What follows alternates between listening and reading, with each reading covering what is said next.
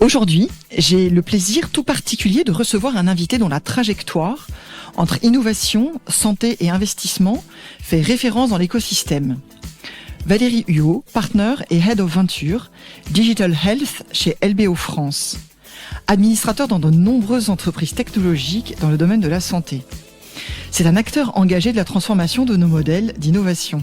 Bonjour Valérie. Ravi d'être avec toi et avec tous tes auditeurs aujourd'hui pour partager mon métier et mon activité quotidienne. Plaisir d'autant plus singulier car Valérie est mon mari depuis de nombreuses années. Mais c'est bien l'investisseur en capital risque, l'insatiable curieux en techno et le visionnaire que je reçois aujourd'hui. Valérie, de ce que j'ai compris de ton métier, c'est d'abord une bonne techno qui est l'essentiel, puis un marché à adresser, enfin des finances qui doivent accompagner ce projet. Et là, c'est ton rôle. Reste la relation humaine, l'aventure entrepreneuriale, les doutes, les heures de travail, parfois le succès. C'est toute une équipée humaine qui constitue la gouvernance. Encore faut-il qu'elle soit au rendez-vous.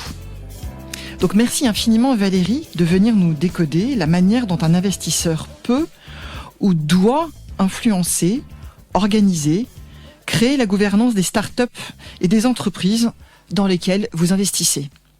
Alors commençons par ton parcours et tes convictions et ton rapport finalement personnel à la gouvernance. Quel est-il ? Alors, mon parcours qui m'a amené à faire ce métier, c'est une suite d'événements qui remontent à ma formation initiale. Moi, j'ai un parcours d'ingénieur. J'ai travaillé dans le domaine des télécommunications, plutôt satellite. Et à un moment donné de ma formation, je suis passé aux États-Unis, à Stanford, où j'ai découvert, dans les années 96, il y a très longtemps, ce qu'était le capital risque, le venture capital en bon anglais. Et c'est à partir de ce moment-là que je me suis dit que très rapidement, j'atterrirais dans ce monde qui m'avait à l'époque passionné ou intéressé, qui était le capital risque, c'est-à-dire l'alliance entre la techno, mais également la finance et l'humain. Et c'est le côté humain aujourd'hui qui va nous relier au sujet de gouvernance. Je suis rentré en France, j'ai continué à travailler dans l'industrie des télécommunications.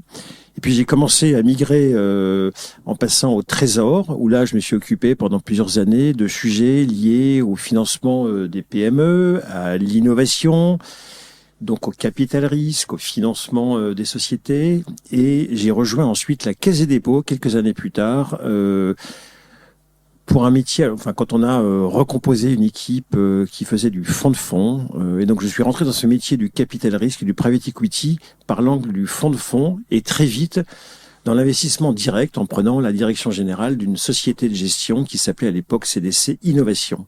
Voilà, ça c'était il y a plus de 20 ans, et donc pendant cette vingtaine d'années, j'ai investi dans plein de sociétés européennes, digital, technologique, et puis depuis la dernière dizaine d'années, dans le domaine très particulier de la santé digitale. Il me semble que la gouvernance au niveau du capital risque, elle est assez spécifique.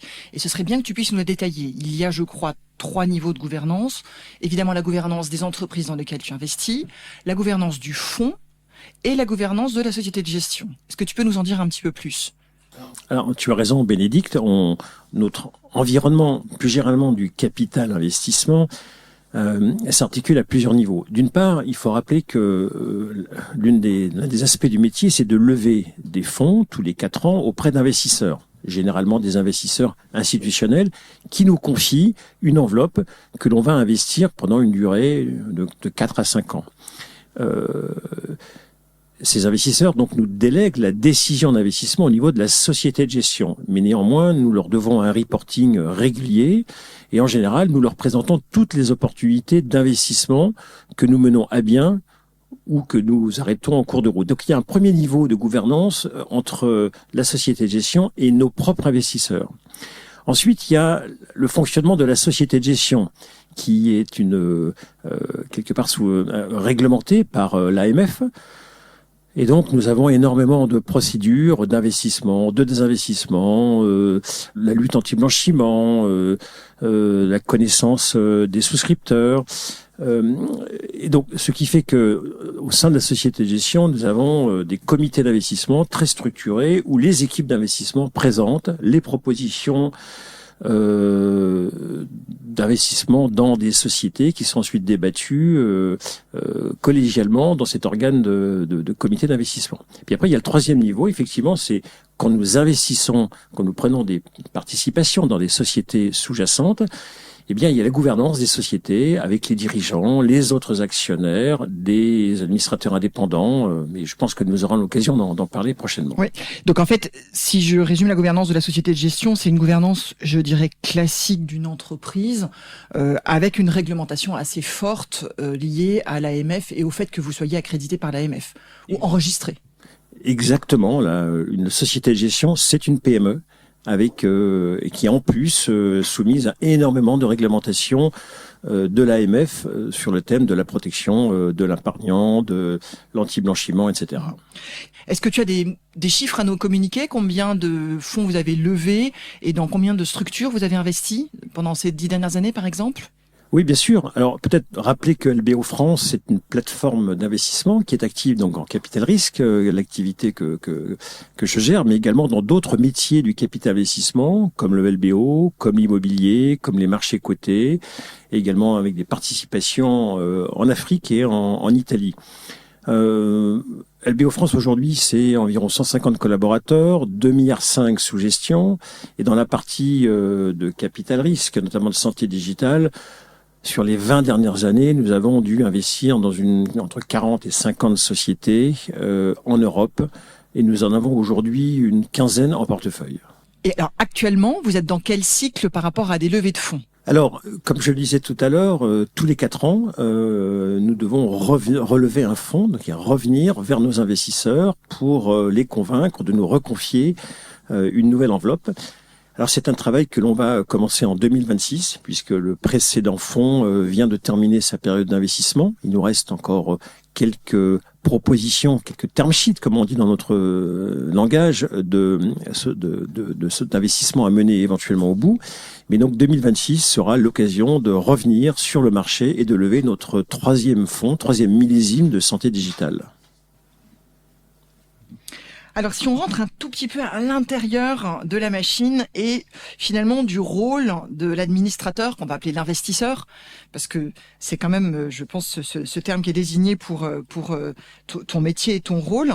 Donc, le rôle de l'investisseur dans la gouvernance des entreprises que vous financez, quel est-il? Comment est-ce que tu pourrais le définir finalement? Alors, c'est un vaste sujet. Quand nous investissons dans une société, donc qui est en général une start-up un peu constituée, qui a déjà, on va dire, quelques dizaines de salariés, qui a déjà presque 1 million ou plusieurs millions de chiffres d'affaires, donc qui reste une petite société, mais qui a quand même déjà atteint un certain stade de développement, nous rejoignons une syndication, en tout cas des actionnaires qui sont déjà en partie constitués. L'investisseur que nous sommes, qui est systématiquement au conseil d'administration, doit finalement dissocier son rôle d'administrateur de son rôle d'actionnaire. Et je pense que c'est un sujet assez central dans notre discussion aujourd'hui. Nous ne sommes pas un administrateur indépendant, puisque nous sommes actionnaires directement motivés à la réussite financière de la société. L'organe de gouvernance de la société, le conseil d'administration, appelons-le comme ça, le board, lui, il a un rôle de défense de l'intérêt social de la société. Et donc les administrateurs, finalement, qui sont des êtres humains, ont leurs deux casquettes. Le rôle d'administrateur, mais fondamentalement également le rôle d'actionnaire. Et donc, quand nous rejoignons une société, nous passons beaucoup de temps avec le dirigeant, en amont de l'investissement, pour lui expliquer ce que nous attendons d'une bonne gouvernance.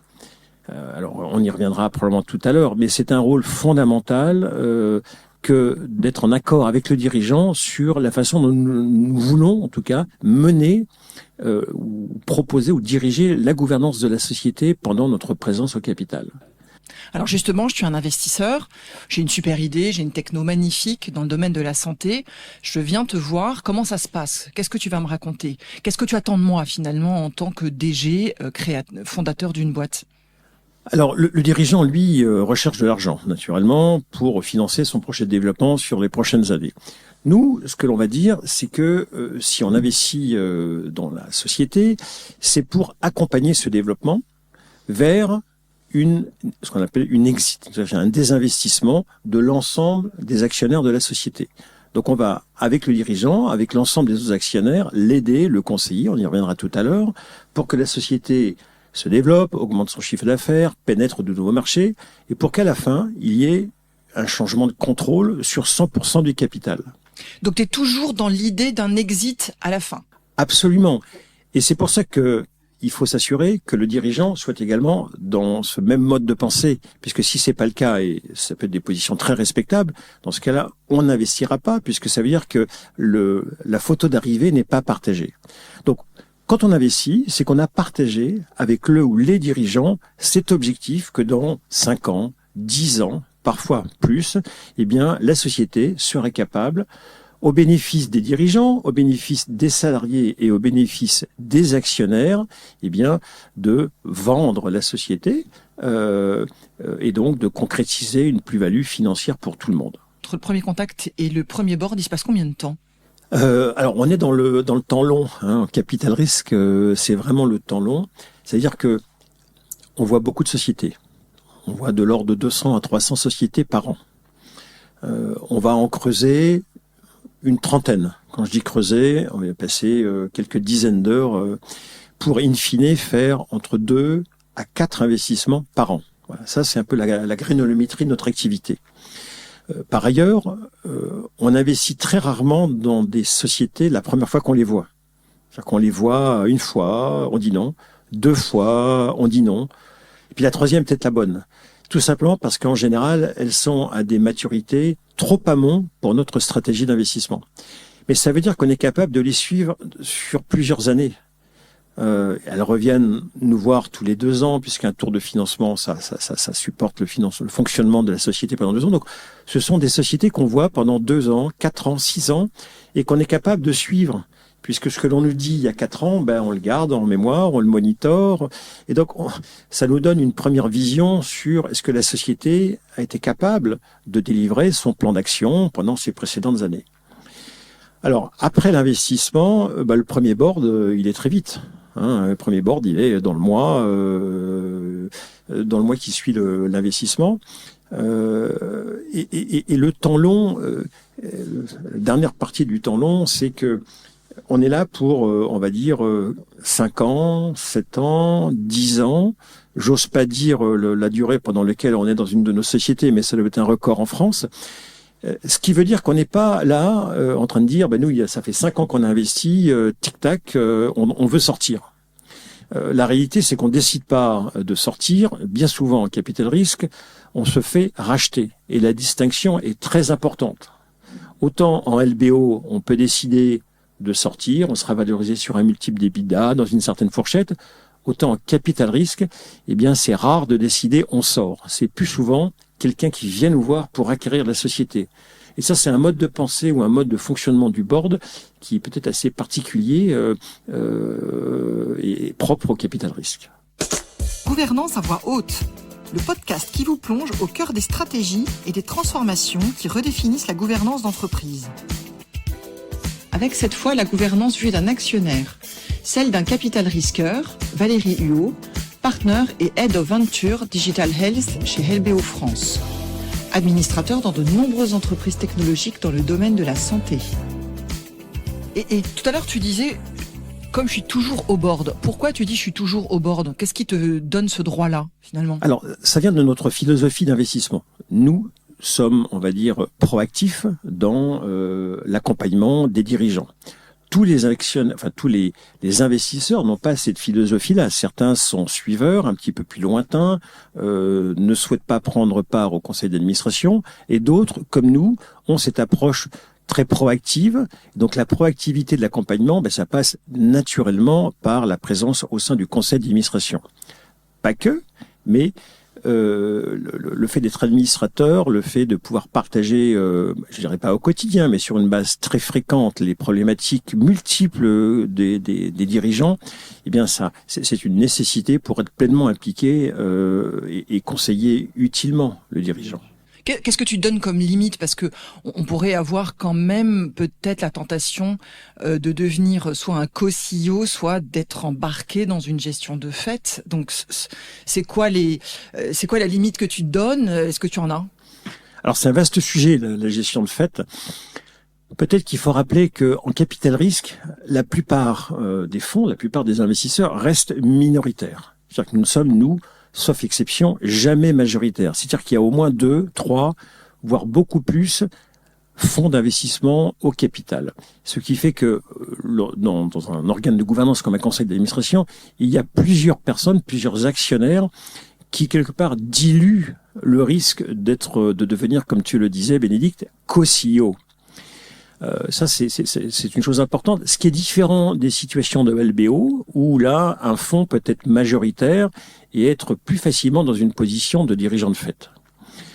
Alors, l'autre chose, c'est que nous ne souhaitons pas être dirigeants. C'est-à-dire que, quelque part, l'administrateur, dans son rôle d'accompagnement, de conseil ou de contrôle, il est en support du dirigeant ou des dirigeants, parce qu'en général, il peut y avoir toute une équipe en face de nous. Et donc la gestion de fête, franchement, j'y ai été assez peu confronté pendant cette vingtaine d'années. On a en face de nous des équipes de direction qui sont fortes, qui sont les éléments clés sur lesquels nous investissons et qui, sauf gros problèmes, sont celles qui sont responsables au quotidien de la gestion de la société. Donc en capital risque, pour répondre à ta question, je crois pas que le problème de gestion de fait soit un vrai problème. Toujours pareil, je suis dirigeant, tu as investi dans ma boîte, tu vas m'appeler tous les combien? Finalement, notre relation, alors tu es à mon board, j'ai bien compris, notre relation, elle va être quotidienne, elle va être hebdomadaire, comment ça va se passer concrètement? Alors c'est ce que je disais tout à l'heure, la proactivité dans l'accompagnement du dirigeant, elle ne se limite pas au conseil d'administration. Et là, encore une fois, tous les fonds d'investissement ont leur philosophie. En ce qui nous concerne, nous, au-delà de la fréquence des conseils d'administration, qui peuvent être souvent sur une base, on va dire, bimensuelle, tous les 2 mois, on appelle, on discute, ou nos dirigeants nous appellent sur une base qui est plus hebdomadaire, voire tous les 2 ou 3 jours, puisqu'en fait, un dirigeant gère des multiples problèmes tout au long de sa journée et tout au long de l'année.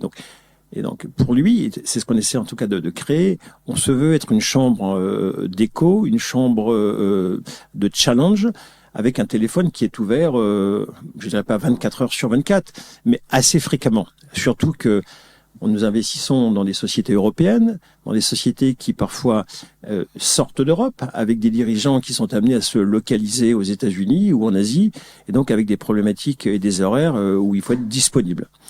Donc, pour reprendre à ta question, au-delà des conseils d'administration, c'est bien un dialogue en bilatéral avec les dirigeants très fréquent, qui est notre quotidien en fait d'accompagnement de la société. Ouais, donc vraiment plus un sparring partner, vraiment très proche du dirigeant, beaucoup plus que ce qu'on a pu entendre.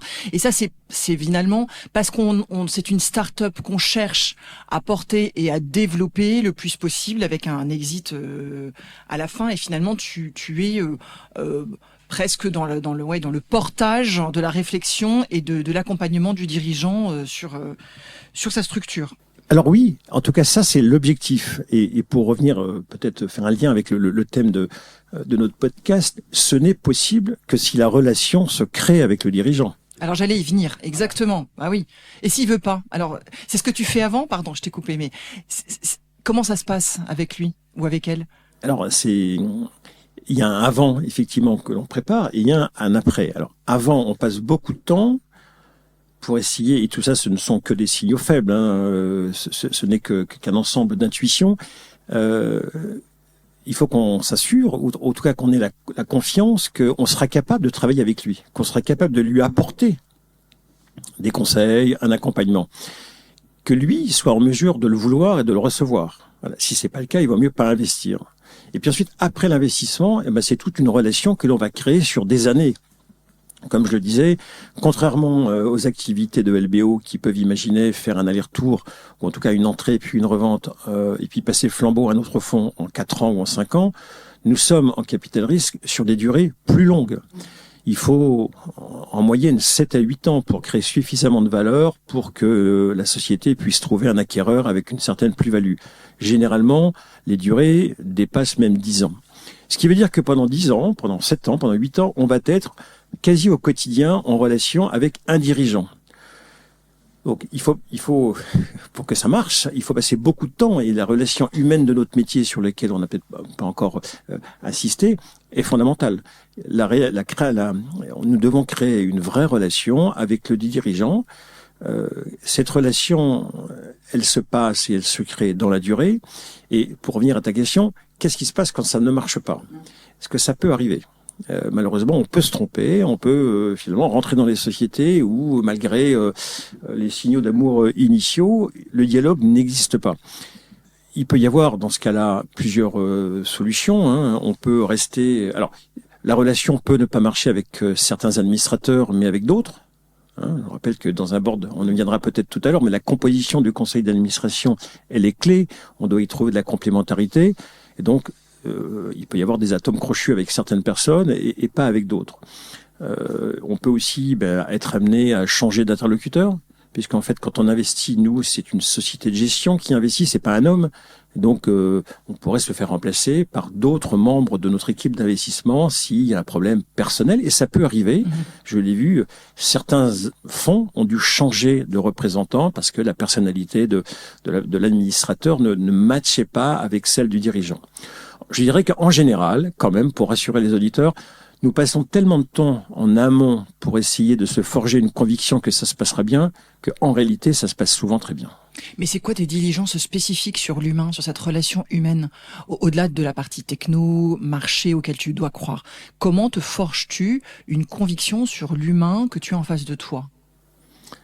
Vaste sujet, et je dirais avec une grande humilité qu'il n'y a que le temps qui nous permet d'apprendre à nous forger ces intuitions qui peuvent être les bonnes. Alors, certes, dans la thèse d'investissement d'un fonds, il va y avoir le marché, le go-to-marché, la propriété intellectuelle, la techno, la concurrence. Tout ça, ce sont des facteurs que l'on peut quantifier, sur lesquels on peut faire des due diligence. Voilà. L'humain est l'un des rares facteurs où on ne peut que se baser sur des signaux faibles et sur des intuitions. Moi, je dirais que ce qui fait un bon investisseur, dans la durée, c'est sa capacité à pouvoir capter suffisamment de signaux faibles et se faire une intuition que la personne qu'il a en face de lui est un dirigeant sain de corps et d'esprit avec lequel il saura travailler. Alors, je ne saurais pas expliquer s'il y a des éléments précis et je pense que surtout ce sont les années d'expérience et l'accumulation de plein d'expériences positives ou négatives qui font que on est sensible aux signaux faibles de la personne que l'on a en face de nous. Et puis peut-être que vous allez en binôme sur les sociétés, sur les sous-jacents. Vous instruisez peut-être jamais une structure seule, avec la gouvernance des comités d'investissement que vous avez finalement. En étant 2 sur chaque dossier, à minima, vous avez des regards complémentaires avec des prismes différents sur les diligences à mener et sur la relation humaine que vous pourriez avoir avec le dirigeant. Alors oui, tu as raison. C'est d'autant plus vrai dans notre cas d'investisseurs en santé digitale que dans notre équipe, nous avons des personnalités très complémentaires. Nous avons des profils qui sont des profils financiers, nous avons des profils comme moi qui sont plutôt des problèmes digitaux, des technologues, et nous avons également des médecins qui sont des investisseurs à part entière dans l'équipe d'investissement. Et nous constituons pour chaque investissement, que ce soit au moment des due diligence, de la phase amont, mais également après, sur toute la période de gestion de l'investissement, des binômes, comme tu l'as bien dit, qui réunissent un médecin et puis une autre personne de l'équipe, qu'elle soit financière ou technologique. Et c'est bien ce binôme de personnes, avec sa complémentarité, ses personnalités différentes, eh bien, qui est capable de de faciliter ou de gérer la complexité des situations en face des dirigeants. Et c'est une richesse que d'avoir ces 4 yeux au moment enfin, même pendant toute la période de gestion de l'investissement. Comment on devient un médecin investisseur? C'est quoi leur envie par rapport à ça? Alors, on reste médecin d'une part, tout en étant investisseur. Ce sont des médecins, quand je regarde les 2 médecins que l'on a dans l'équipe, ce sont des médecins qui ont eu une pratique hospitalière, qui ont fait de la médecine, et mais qui ont migré à un moment de leur carrière vers l'industrie. Dans l'industrie du medical device, je ne vais pas donner de nom, mais ce sont donc des médecins qui avaient une certaine ouverture ou ont une certaine ouverture à l'industrie qui est un composant quand même essentiel dans le domaine de la santé et qui naturellement sont passés au métier de l'investissement puisqu'ils avaient cette fibre business qui était en parallèle de leur activité médicale. Pour nous, c'est super important parce que avoir un avis sur une société dans le domaine de la digital health, c'est naturellement se faire une idée sur les hommes, sur la techno, mais comme je l'ai déjà dit, beaucoup sur le patient et le parcours patient. On passe beaucoup de temps à comprendre comment la proposition de valeur de la société s'insère dans un parcours. Et si on n'est pas médecin, c'est quelque chose qu'il est très compliqué de percevoir. C'est quand même une science, c'est quand même une discipline qui est très complexe, avec énormément d'indications. Il y a la médecine de ville, il y a le parcours hospitalier, il y a l'industrie pharmaceutique. Et si on n'est pas médecin, on passe à côté de beaucoup de sujets. Et donc là, et je pense que l'un des éléments pour lesquels des sociétés viennent nous voir de temps en temps, eh bien, c'est cette capacité à pouvoir rentrer très fort, très vite, très profondément dans des questions hyper médicales. Comment est-ce que tu formes ces médecins investisseurs au nouveau rôle justement d'investisseur? Alors, tu as raison, il faut les former parce que c'est pas naturel. Et en fait, il y a 2 manières de faire. C'est des formations qui sont données en particulier par France Invest, l'association professionnelle des investisseurs, mais encore plus l'auto-formation. C'est-à-dire que on les prend, enfin l'un des membres de l'équipe les prend sous son aile et pendant 1 an, 2 ans, en les amenant au conseil d'administration avec nous, on leur apprend ce qu'est administrateur au quotidien. Et donc une grosse partie de la formation, c'est nous-mêmes qui la faisons et je peux dire que ça va très très vite en suivant en 2 ans des conseils d'administration multiples et variés en France, à l'étranger, aux États-Unis, sur des sociétés certaines petites, d'autres plus grosses, on apprend beaucoup de la facette, des facettes du métier d'administrateur. Quelle est selon toi la principale erreur de gouvernance que vous avez pu commettre ou que vous pouvez commettre en général? Alors, erreur de gouvernance, on peut peut-être parler d'une mauvaise composition du conseil d'administration. Parce que pour qu'un conseil d'administration, si on utilise ce terme générique, marche, il faut, à mon sens, qu'il y ait une grande complémentarité des profils. Alors, on a le dirigeant ou les fondateurs. Il y a des représentants des fonds d'investissement, ou des fonds d'investissement. Mais ce qui est fondamental également, c'est de faire entrer des gens, je dirais pas de la société civile, mais des gens de l'industrie. Donc, ce qu'on peut appeler ou ce qu'on appelle des administrateurs dits indépendants.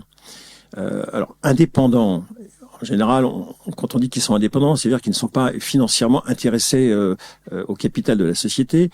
Nous, on a une position qui est très particulière, c'est-à-dire qu'on est très en faveur d'avoir 1, 2, voire 3 administrateurs indépendants, mais on veut, nous, surtout qu'ils soient incentivés au succès de la société. Non pas qu'ils soient actionnaires, mais qu'ils aient des titres, des BSPCE, des bons, des stock options. Et cet incentive, cette motivation à la réussite de la société permet d'aligner leurs intérêts sur ceux du dirigeant et ceux des actionnaires. Le rapport, c'est avant tout une connaissance de l'industrie, de la société. Que ça soit sous l'angle clinique, que ça soit sous l'angle réglementaire, que ça soit sous l'angle pur industriel marché. Il y a plusieurs profils en général d'administrateurs indépendants. C'est pour ça d'ailleurs qu'il en faut plusieurs. Et ces personnes sont capables d'apporter un angle différent de par leur expérience en général de seniors ou de vétérans de l'industrie. Donc, pour revenir à ta question, la composition du board est un sujet très important. Une fois qu'on a convaincu le dirigeant qu'il fallait avoir une gouvernance, le choix des personnes, et notamment des personnalités extérieures, des administrateurs indépendants, est super important. Et tu arrives à en mettre dans chacun de tes conseils des administrateurs indépendants ? Alors c'est un sujet qui est abordé bien avant l'investissement, donc qui est pleinement accepté si on fait l'investissement. Et oui, on le met systématiquement. Dans le pacte d'actionnaires ? Alors dans le pacte d'actionnaires, qui est le document qui réglemente un peu la philosophie de notre gouvernance, on prévoit toujours un certain nombre de personnalités indépendantes à trouver. Et ce qui est important, c'est que ces administrateurs indépendants, ils ne sont pas choisis par nous. Ils sont choisis conjointement par le dirigeant et par nous. Il faut qu'ils fassent l'unanimité et surtout qu'ils ne soient pas imposés par l'investisseur. Dans un autre point, Valérie, je change un peu de sujet. Quand on revenait sur un échec de la gouvernance ou un échec de la relation, j'avais le sentiment que un des premiers échecs aussi, c'était l'attente du DG, des fondateurs, entre ce qu'ils attendaient de la relation avec un investisseur et de ce que tu leur proposais. Est-ce que ça, c'est quelque chose que tu as souvent vécu avec le côté on veut de l'argent, mais on veut pas rendre des comptes. Je force un peu le trait, mais est-ce que c'est quelque chose qui est quand même un échec que tu as pu avoir dans tes boîtes ? Alors, moi, je dirais, ça peut arriver, mais c'est pas tellement ce qui m'a marqué sur cette dernière vingtaine d'années. Quand on regarde les situations d'échec qu'on a connues, les situations d'échec, elles sont presque toujours venues d'une bisbille entre les fondateurs ou entre les dirigeants.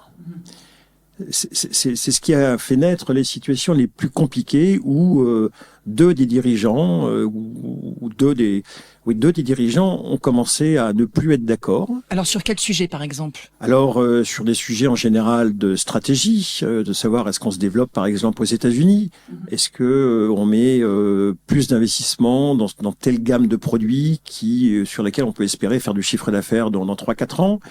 Et ça peut être des sujets très bêtes comme de la politique salariale. Ces bisbilles, on les perçoit pas tout de suite parce que naturellement les dirigeants vont chercher à les cacher à leur conseil d'administration, à leurs actionnaires. Les signaux faibles apparaissent très vite. Alors on essaie de faire en sorte au maximum que ces divergences soient mises sur la table. On y viendra peut-être tout à l'heure, mais le libre parler et la transparence, c'est la meilleure manière de résoudre les problèmes. Bien souvent, quand la crise éclate entre des fondateurs, c'est compliqué. Et donc il y a eu des situations dans lesquelles la crise a été totale. Ça s'est transformé en une guerre passionnelle. Les égos sont souvent présents autour d'une table et parfois c'est pas compatible. Et ce sont des situations très compliquées puisqu'à un moment donné, quand nous réalisons qu'il y a un divorce naissant entre les deux dirigeants d'une société, il faut prendre quelque part parti. Quand on a conclu qu'on ne pouvait pas les réconcilier, c'est qui a raison dans l'intérêt de la société. Et là, c'est souvent très compliqué de se forger une position la plus rationnelle possible, surtout si on aboutit au constat que l'un des deux doit partir. Donc voilà, pour répondre à ta question, c'est plus souvent un divorce au sein de l'équipe de direction, des dirigeants qui amènent à des situations compliquées à gérer au sein du conseil d'administration. Gouvernance à voix haute, le podcast qui vous plonge au cœur des stratégies et des transformations qui redéfinissent la gouvernance d'entreprise. Avec cette fois la gouvernance vue d'un actionnaire, celle d'un capital risqueur, Valérie Huot, partner et Head of Venture Digital Health chez LBO France. Administrateur dans de nombreuses entreprises technologiques dans le domaine de la santé.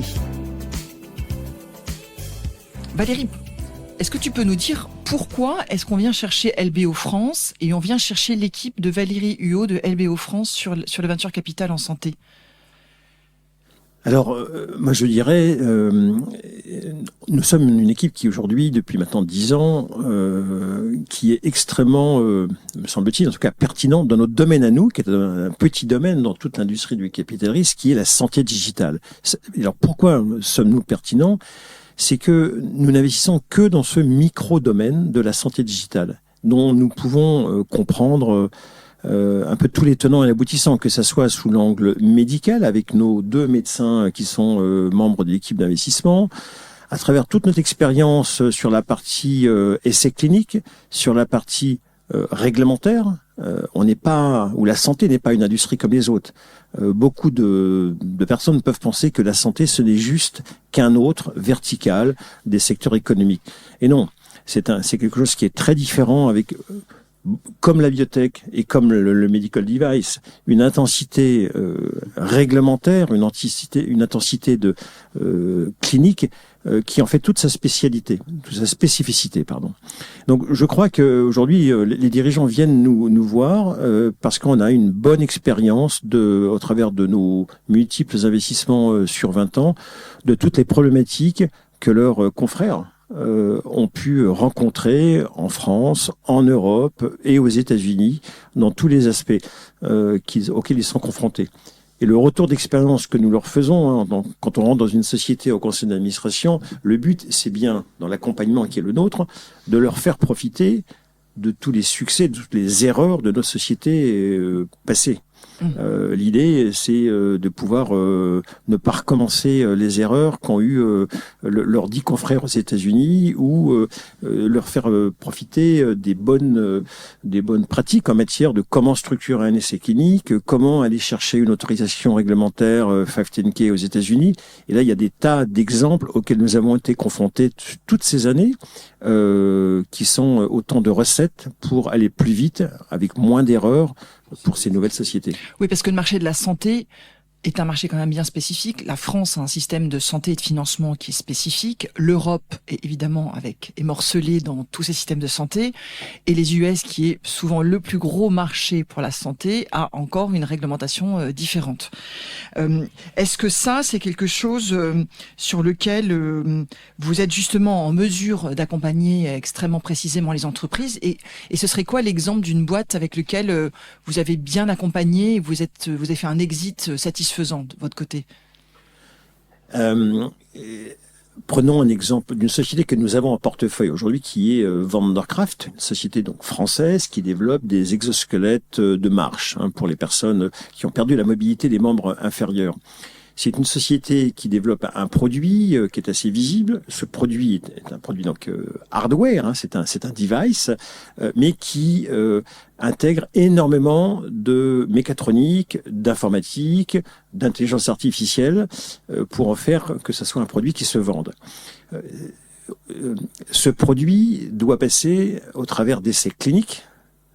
Et donc nous avons aidé les dirigeants à définir exactement quels étaient ce qu'on appelle les endpoints, c'est-à-dire les objectifs que l'on voulait obtenir à travers l'essai clinique pour pouvoir passer les autorisations réglementaires, que ce soit au niveau européen avec une obtention de ce qu'on appelle un CE mark, ou bien aux États-Unis avec une obtention d'une autorisation 510K.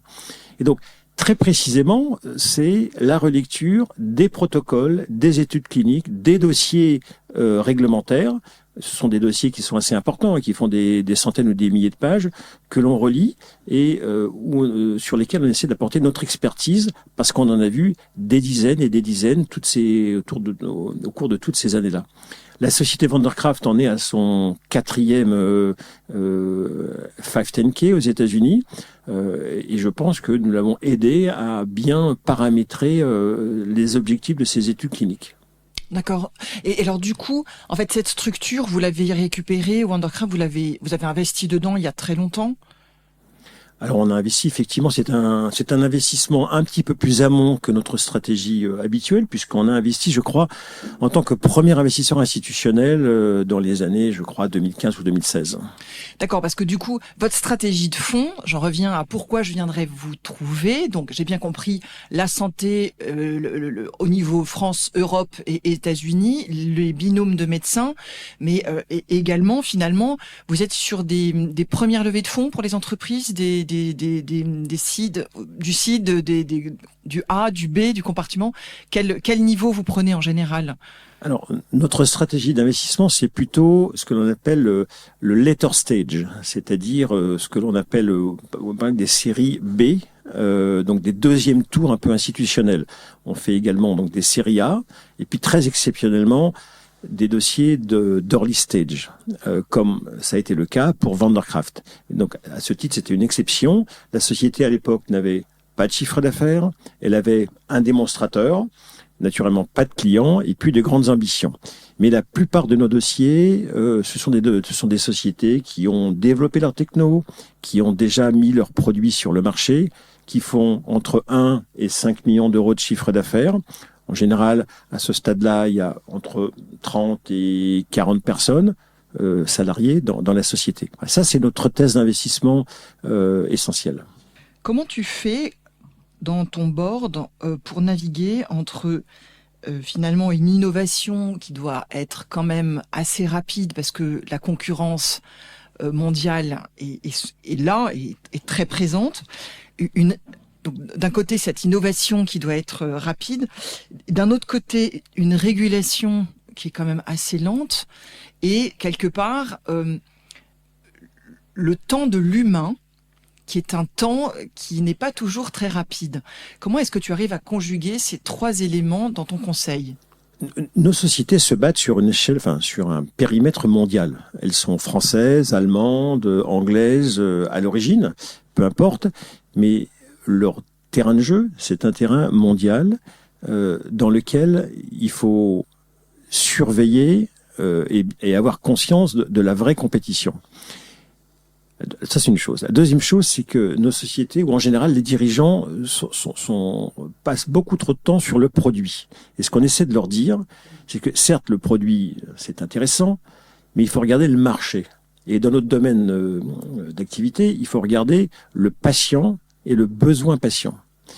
Et donc, on a plein d'exemples, ou j'ai plein d'exemples de sociétés qui ont une super techno ou un super produit pour lequel il n'y a pas de marché, ou il n'y a pas d'accès au marché.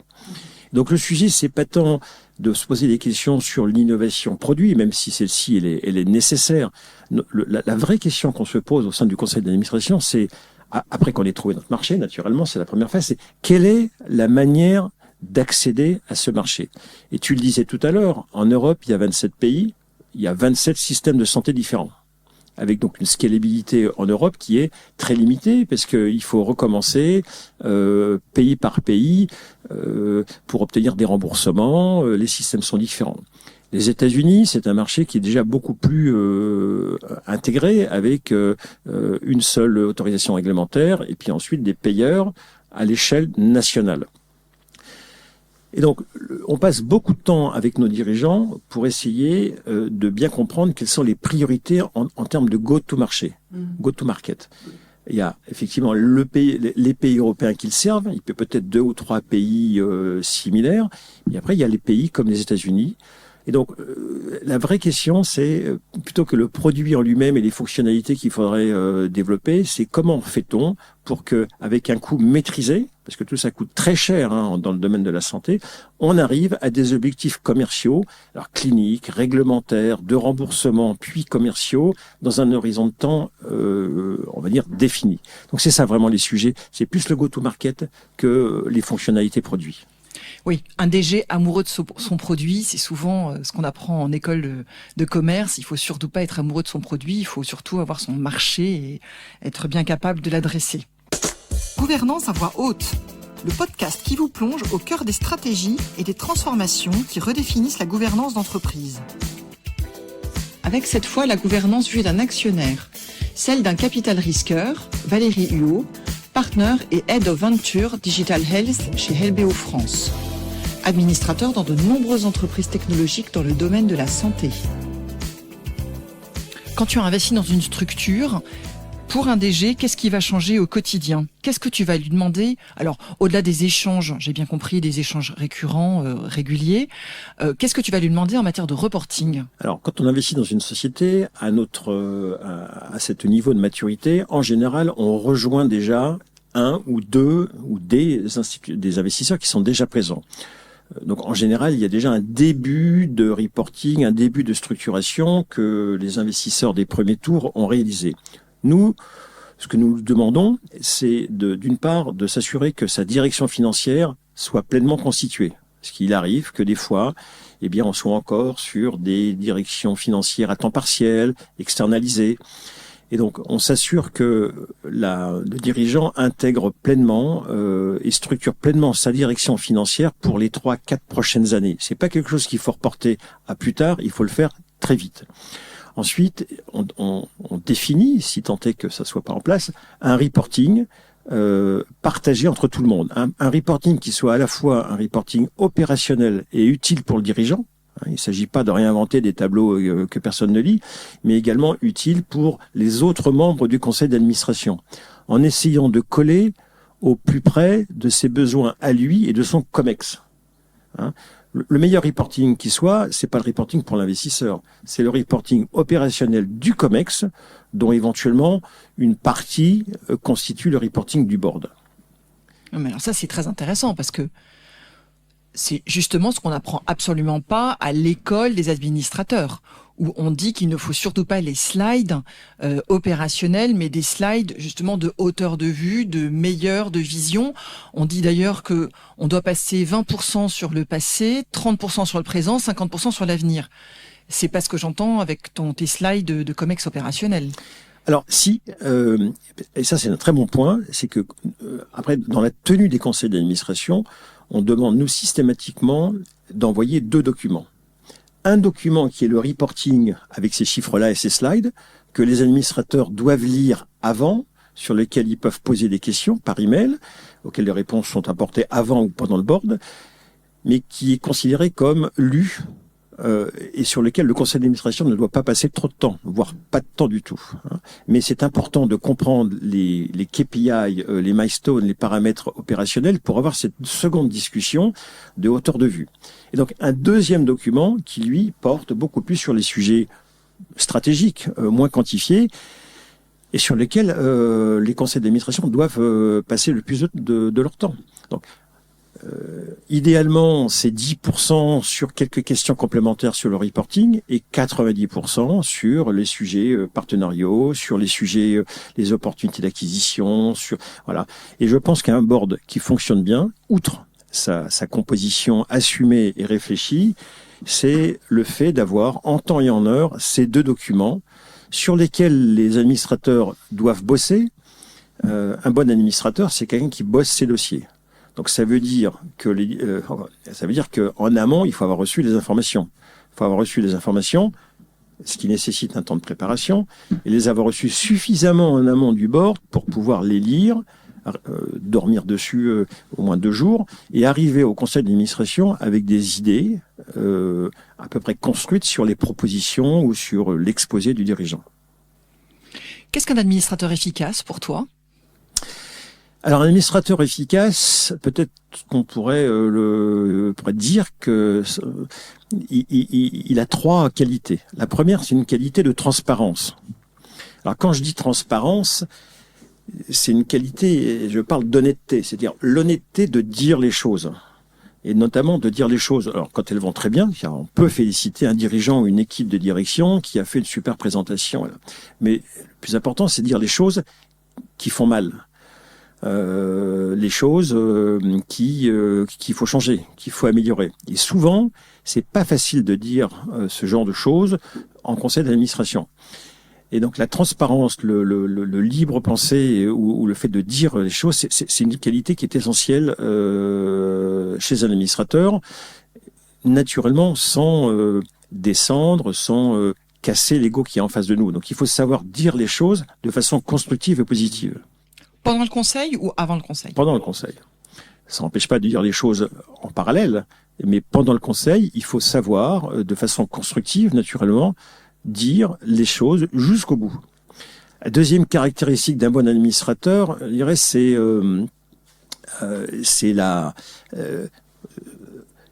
autour de l'accompagnement, c'est-à-dire être un sparring partner, un miroir des positions, des propositions, des recommandations du dirigeant. On peut être d'accord, partiellement ou totalement. On peut être en désaccord. Et donc, pouvoir amener des réflexions construites. Il ne s'agit pas de dire non, je suis pas d'accord, ou bien ah non, je l'ai jamais vu, donc je suis pas d'accord. Il s'agit d'amener des réflexions construites, étayées sur la base d'une expérience précise. Ça peut être faire des introductions à des gens très précis, capables d'aider le dirigeant sur un micro-point, mais qui lui permettent Et donc toute cette capacité d'amener un carnet d'adresses, d'amener une expérience, c'est une deuxième caractéristique très importante d'un bon administrateur. On n'est pas là pour faire de la critique négative, on est là pour apporter des éléments tangibles pour que le dirigeant aille plus loin ou aille plus vite.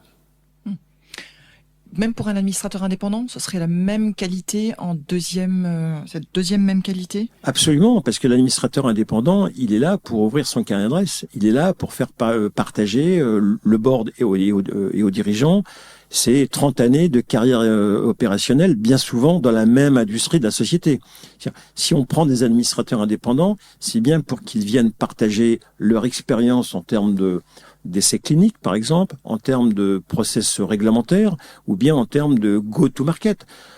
Si je prends toujours chez Vandercraft, nous sommes en train de compléter le conseil d'administration et nous serons bientôt rejoints par un administrateur indépendant, patron d'une boîte dans le domaine de la réhabilitation, et qui sera capable d'amener toute son expérience internationale en tant que l'un des leaders du domaine. Et donc la troisième qualité d'un administrateur efficace? La troisième qualité, c'est le relationnel. Et là, je reviens au sujet important. L'humain est au cœur de nos discussions de gouvernance.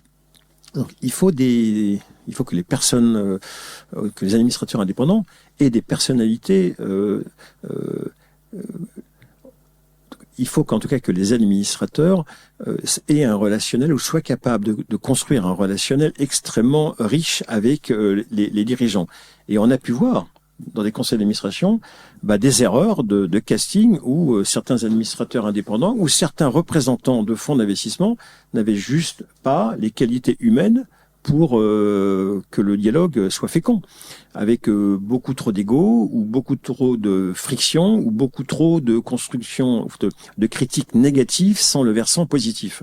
Donc le bon administrateur, qui soit investisseur ou indépendant, il doit être capable de pouvoir articuler cette relation humaine au meilleur niveau. Valérie, on entend souvent que on va investir, les sociétés de gestion qui vont investir, finalement, elles ont le projet de virer le DG ou de virer le fondateur. C'est souvent ça? Alors ça, c'est, je pense, un mythe urbain qui est véhiculé par un certain nombre de personnes. Nous, dans notre activité, je ne l'ai peut-être pas encore assez dit, on investit dans les petites sociétés. Et donc, le point important dans notre décision d'investissement, c'est bien le dirigeant. C'est-à-dire que si on voit une société avec une super techno, un beau marché, un beau potentiel, mais qu'on ne se convainc pas que le dirigeant actuel est la bonne personne qui va mener la société, en tout cas au moins sur les 3, 4, 5 prochaines années, il faut surtout pas faire et passer le chemin. Et reconsidérer un investissement dans 3, 4 ans. Donc quand on investit dans une société, en tout cas en ce qui nous concerne, c'est qu'on est convaincu que le dirigeant qui est là est la bonne personne, au moins pendant un temps. Et le temps, c'est 4-5 ans. C'est rare qu'une personne soit le bon dirigeant d'une société sur les 20 prochaines années. Il y a des cycles naturels. Donc non, quand on investit dans une société, on n'a pas le projet de changer le dirigeant. À quel moment vous avez senti qu'il fallait le changer? Est-ce que tu as des... Alors, je sais pas si des exemples, non, mais des situations communes où... Voilà, vous avez senti au bout d'un certain temps que il fallait passer la main. Et pourquoi il fallait passer cette main, finalement? Oui, alors ça arrive. Ça arrive. Bien souvent, c'est un sujet qu'on a abordé avec le dirigeant avant l'investissement. Hein, et on lui dit très ouvertement que on perçoit un certain nombre de faiblesses ou de carences dans certains sujets. Par exemple, si la société est amenée à se développer très fortement sur un marché américain, très probablement, à un moment donné, il va falloir un dirigeant ou un co-dirigeant local américain qui connaissent très très bien le marché. C'est un exemple, il peut y en avoir plein d'autres. Il y a d'autres cas où on arrive sur des sujets, comme je le disais tout à l'heure, de dissension entre dirigeants. Et où on se rend compte que la seule manière d'arriver à apporter une solution pérenne dans le bien de la société et notamment de ses salariés, et de ses collaborateurs, c'est d'amener un dirigeant de l'extérieur, nouveau, qui rebâtisse les relations, d'une part avec le conseil d'administration, mais également au sein de la société. Est-ce que tu as eu parfois des fondateurs qui sont restés dans la boîte, qui ont quitté le rôle de dirigeant, qui sont devenus Chief Technical Officer, par exemple, et qui ont accepté d'avoir un DG qui mène leur bébé dans l'aventure. Pour eux. Pour leur compte. Alors oui, alors peut-être juste le fait de dire que le dirigeant de la société n'est pas forcément le fondateur. Ça peut être un fondateur qui soit resté jusque-là, mais ça peut être également quelqu'un qui ait été amené de l'extérieur. Et souvent, peut-être avant même qu'on arrive. Quand on investit dans nos sociétés, comme elles sont déjà à un certain stade de maturité, cette transition a parfois déjà eu lieu. Donc, et ce qui veut dire que les fondateurs historiques ont accepté volontairement de migrer vers une fonction soit de patron commercial, soit de patron de la techno, soit en charge du réglementaire, en fonction de leurs compétences ou de leur affectio societatis. Parfois, nous investissons et le fondateur ou l'un des fondateurs est encore aux manettes et ça peut nous arriver de faire la transition nous-mêmes. Donc cette transition, naturellement, elle se prépare. C'est très compliqué pour un fondateur ou pour un dirigeant à qui d'accepter qu'il n'est plus tout à fait au niveau de ce qu'on attend de lui. Mais bon, on y arrive relativement bien. La plupart du temps, parce que, et là je reviens à ce que je disais, la transparence et le fait de dire les choses est crucial. Alors, parfois, ça se passe effectivement moins bien, mais là, c'est des situations où il y a des carences très fortes qui se répercutent souvent dans des problèmes avec les collaborateurs. Mais bon, c'est des cas qui sont extrêmement mineurs, où là, effectivement, il faut passer par des sujets, par des décisions plus difficiles de transition.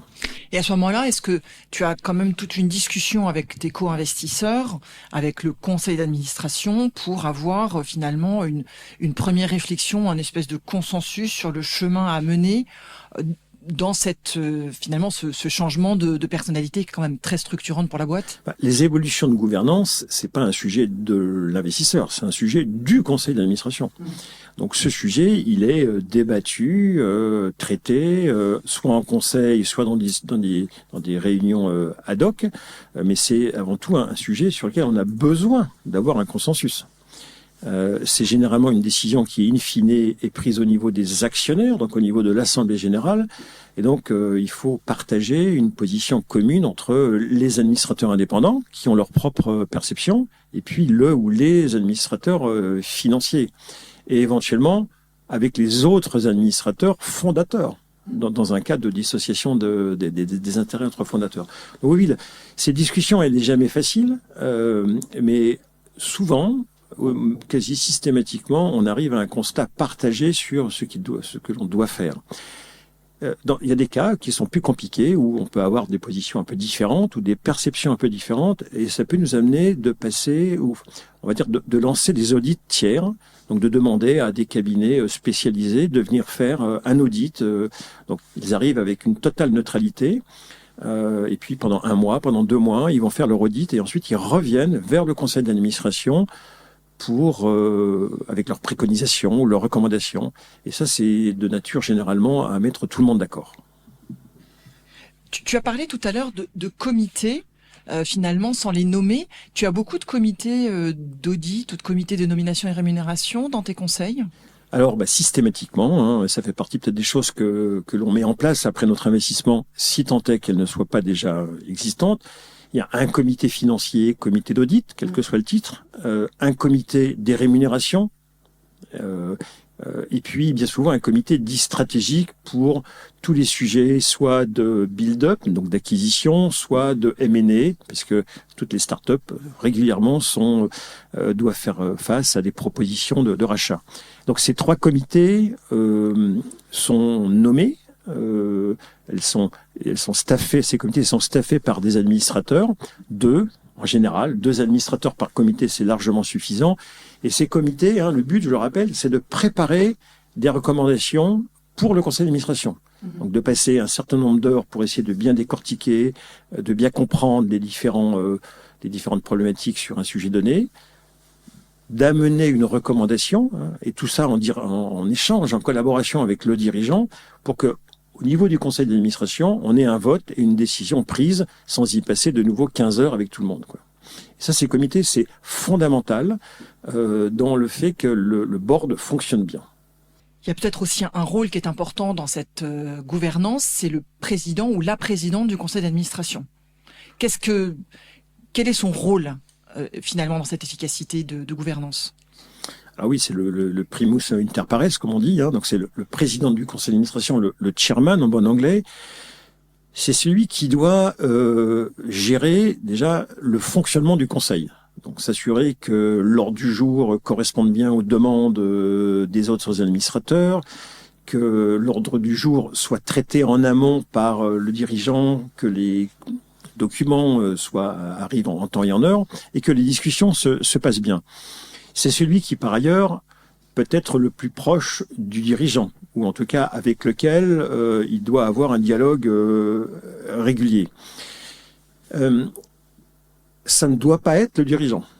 Ça ne doit pas être un autre cofondateur. Il faut que ça soit un tiers. Et idéalement, il faut que ça soit l'un des administrateurs indépendants. Alors ça peut être temporairement un investisseur financier, mais ça doit être très, très temporaire. Et nous, ce qu'on essaie de faire, c'est que au bout de 3 mois, 4 mois après avoir nommé un administrateur indépendant, la logique veut que l'un de ceux-ci ou celui-ci prenne la position de chairman. Gouvernance à voix haute, le podcast qui vous plonge au cœur des stratégies et des transformations qui redéfinissent la gouvernance d'entreprise. Avec cette fois la gouvernance vue d'un actionnaire, celle d'un capital risqueur, Valérie Huot, partner et Head of Venture Digital Health chez LBO France, administrateur dans de nombreuses entreprises technologiques dans le domaine de la santé. Quelle est la situation, une situation de gouvernance particulièrement complexe que tu as traversée ? Est-ce que tu peux nous donner Alors, sans donner de nom, naturellement. Mais pendant toutes ces années, on a eu des situations d'échec. On gagne pas à tous les coups, ça se saurait si c'était le cas. Peut-être juste 2 exemples. Je vais commencer par un premier, mais et là on revient systématiquement à des conflits entre. Donc je pense à une société. Voilà, il y avait 2 fondateurs qui étaient tous les 2 co-CEO, co-dirigeants, pour lesquels ça s'est très très bien passé pendant très longtemps. Et puis l'un des 2, en accord avec le conseil d'administration, est parti aux États-Unis pour lancer le marché américain. Et puis progressivement, on a senti qu'il prenait ses distances par rapport à la société. Et forcément, avec 6 heures ou 9 heures de décalage, même avec la meilleure bonne volonté, quand on est plongé dans un écosystème américain, c'est compliqué de garder le lien avec la société mère. Et on a senti, et tout ça c'est des signaux faibles, que finalement le CEO n'était plus exactement sur la même longueur d'onde que son collègue, que son co-CEO. Et puis ça a émergé dans des conseils d'administration sur des divergences qui étaient sensibles.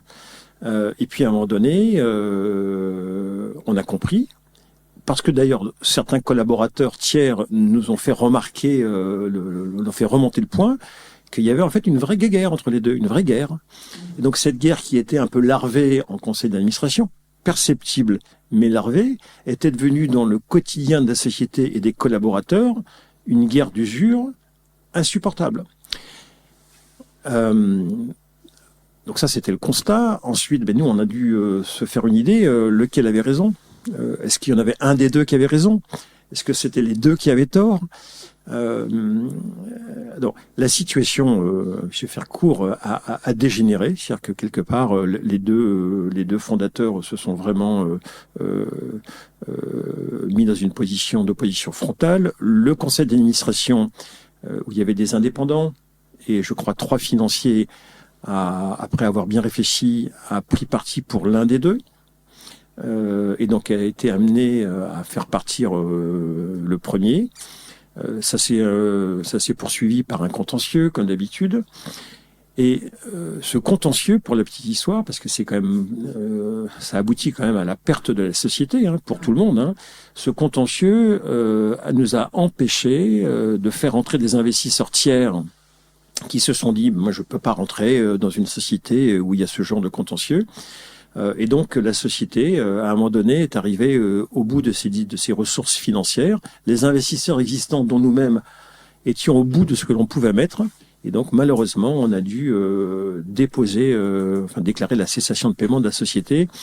Et tout le monde a tout perdu. Alors qu'elle avait un marché, alors qu'elle avait une techno, on est sur de l'humain qui ne s'entend pas, de l'ego qui malheureusement prend le lead. Alors que la société avait un produit, un marché, qu'elle était en croissance. Si c'était à refaire, qu'est-ce que vous referiez différemment? C'est une bonne question. On a essayé pendant très longtemps, en tout cas de multiples reprises, d'essayer de trouver des transactions pour faire en sorte que chacun y trouve son compte. Ces transactions n'ont jamais été acceptées parce que les uns et les autres avaient des positions très tranchées. Donc c'est difficile de savoir ce que l'on aurait dû faire en fait dans ce cas précis, parce que on a essayé beaucoup de solutions sans réussir à la trouver. Il y avait un deuxième exemple éventuellement? Oui, deuxième exemple d'une autre société, 2 dirigeants. Alors là, c'était un peu différent parce qu'on avait le fondateur historique, actionnaire prépondérant, majoritaire de la société, et puis un co-dirigeant venu de l'extérieur, donc qui était très très peu actionnaire de la société, qui était intéressé, mais qui n'est pas actionnaire prépondérant. Celui qui avait fait la levée de fonds était le second, c'est-à-dire celui qui venait de l'extérieur, avec un relationnel très bon et sur lequel on avait bâti une grande partie de notre thèse d'investissement. 3 mois après l'investissement, le premier actionnaire, le premier dirigeant vient nous voir en disant ça va pas du tout, il faut dégager le second. Alors naturellement, 3 mois après, on tombe des nues. Surtout que ça n'avait pas été perceptible du tout pendant la phase de due diligence. On parle aux deux. Naturellement, on constate que là, la guerre est ouverte et quasiment définitive. Et là, on ne sait pas.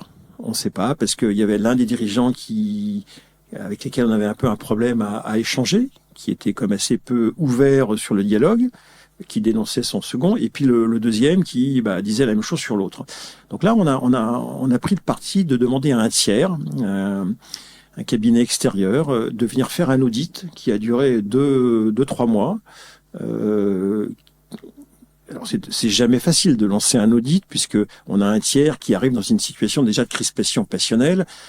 Tout le monde sait bien que l'auditeur est là pour essayer de dégager des recommandations, donc forcément le contexte est compliqué. Mais néanmoins, cet auditeur a fait un très bon travail et donc il était capable de revenir vers nous. Il se trouve qu'on était le seul actionnaire financier, donc il n'y en avait pas d'autres, avec un constat et des lignes de force qu'il avait dégagées et qui a abouti à notre décision de soutenir finalement le dirigeant actionnaire fondateur et de faire partir le second. Mais je peux vous dire que 3 mois après l'investissement, c'est très compliqué. Manifestement, la situation réelle existait ou préexistait et nous avait été totalement cachée et bien cachée. Mais alors, comment tu fais dans ces cas-là? Finalement, comment est-ce que tu fais pour te dire les diligences de la prochaine fois? Qu'est-ce que je vais avoir pour éviter de me retrouver confronté à cette situation-là? Ça, c'est ma première question. Et la deuxième, quid du pacte d'actionnaires? Est-ce que tu peux mettre des choses dedans concernant finalement une espèce de clause de garantie de passif à le relationnel? S'il est complètement mauvais, dans le pacte d'actionnaires, il est écrit quelque chose. Alors, de niveau, effectivement, on se dit, mais la prochaine fois, on fera encore plus attention. Bon, après y avoir bien réfléchi, je pense que là, on est tombé sur une situation qui était quand même, je dirais pas pathologique, mais elle serait assez compliquée, où finalement, on nous avait quand même sciemment dissimulé la situation réelle entre les dirigeants. Donc, est-ce qu'on aurait pu la discerner? Oui, sûrement, peut-être encore en passant plus de temps, en faisant plus de due diligence, mais quand on veut dissimuler les choses, on les dissimule. Voilà.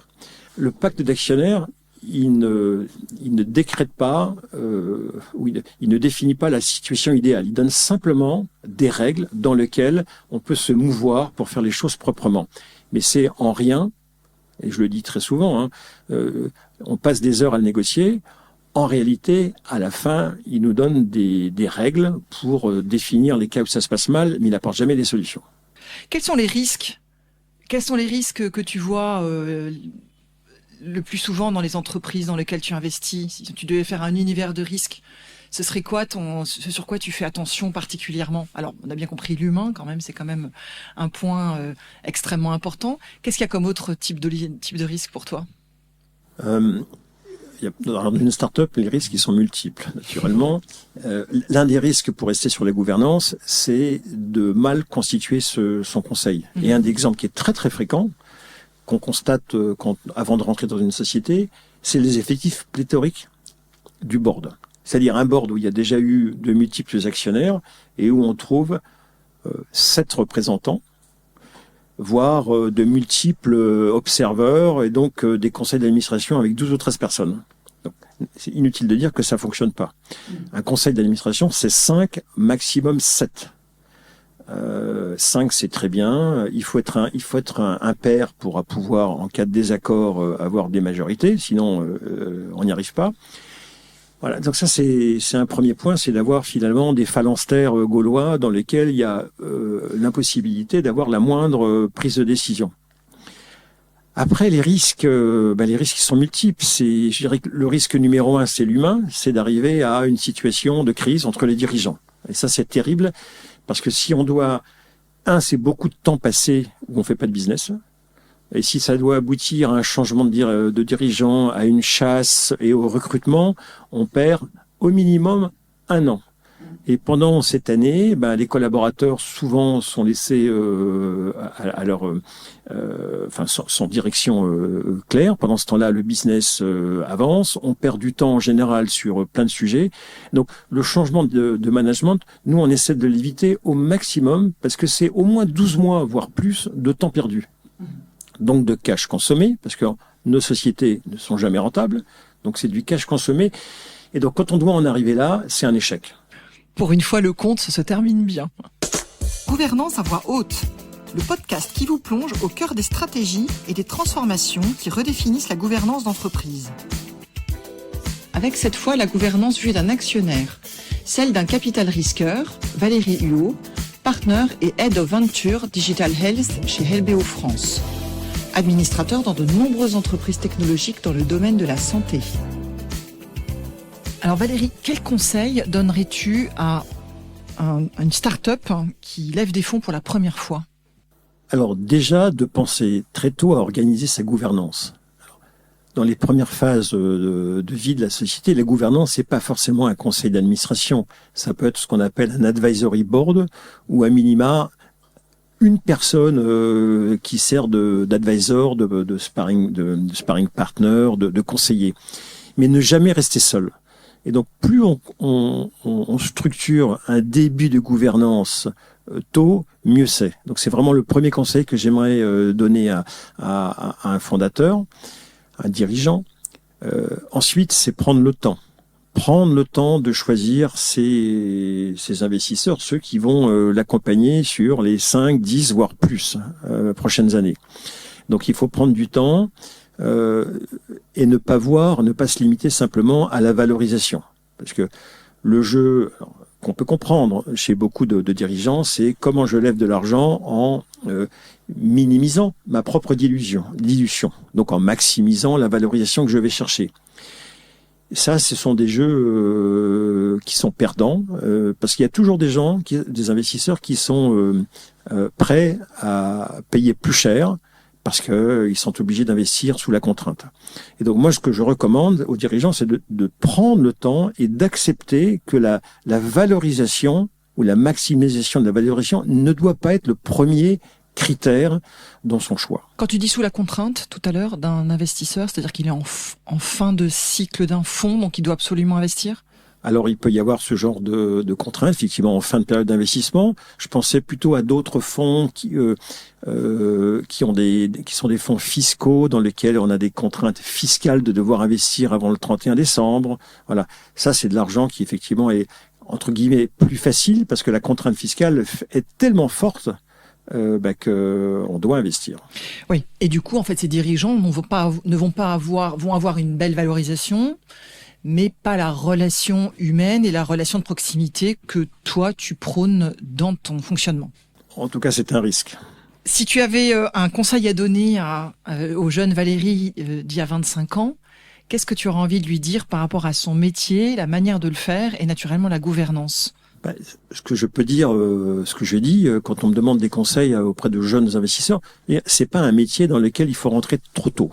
Et moi, quand on a beaucoup de stagiaires venant de grandes écoles, que ce soit d'ingénieurs ou de commerce, je leur dis faites éventuellement 1 ou 2 stages dans le private equity, dans le capital investissement, mais ne rentrez pas maintenant dans cette industrie-là. Allez dans l'industrie, et il y a plein de types d'industries, et puis revenez dans 10 ans, dans 15 ans, avec une vision de la réalité de ce qu'est le business. Et vous ferez un très bon investisseur. Et pour finir, Valérie, quel est ton rituel d'administrateur avant un conseil ? Que fais-tu ? Je bosse les docs reçus. Donc, c'est-à-dire, je passe des heures à essayer de bien comprendre les informations que le dirigeant nous propose, ses recommandations. Je passe du temps à creuser les sujets stratégiques, ça veut dire faire de la recherche en amont, sur Internet, se documenter sur des nouveaux sujets, sur des nouveaux partenaires qui apparaissent, que souvent on ne connaît pas, notamment sur des géographies plus lointaines, en Asie du Sud-Est ou en Asie, on ne connaît pas naturellement tous les acteurs. Donc beaucoup de temps en amont pour lire et arriver en ayant autant que possible un peu digéré le contenu des documents. Ça, c'est la clé pour avoir une discussion dépassionnée et constructive. Merci infiniment Valérie pour cet échange, pour ce partage sur le métier d'investisseur dans le capital risque. Je pense qu'on aura beaucoup d'enseignements à tirer de ce podcast et n'oublie pas de prendre le pain pour ce soir.